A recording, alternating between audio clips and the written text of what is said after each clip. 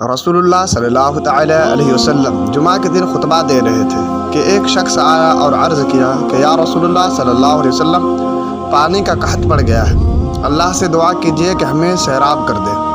آپ صلی اللہ علیہ وسلم نے دعا کی اور بارش اس طرح شروع ہوئی کہ گھروں تک پہنچنا مشکل ہو گیا۔ دوسرے جمعہ تک برابر بارش ہوتی رہی۔ انس نے کہا کہ پھر دوسرے جمعہ میں وہی شخص یا کوئی اور کھڑا ہوا اور عرض کیا کہ یا رسول اللہ صلی اللہ علیہ وسلم، دعا کیجیے کہ اللہ تعالیٰ بارش کا رخ کسی اور طرف موڑ دے۔ رسول اللہ صلی اللہ علیہ وسلم نے دعا فرمائی کہ اے اللہ، ہمارے ارد گرد بارش برسا، ہم پر نہ برسا۔ انس رضی اللہ تعالی عنہ نے کہا کہ میں نے دیکھا کہ بادل ٹکڑے ٹکڑے ہو کر دائیں بائیں طرف چلے گئے، پھر وہاں بارش شروع ہو گئی اور مدینہ کا سلسلہ بند ہوا۔ لائک کرے ہماری ویڈیو کو، سبسکرائب کرے اور ساتھ میں بیل آئیکن کو دبانا نہ بھولے۔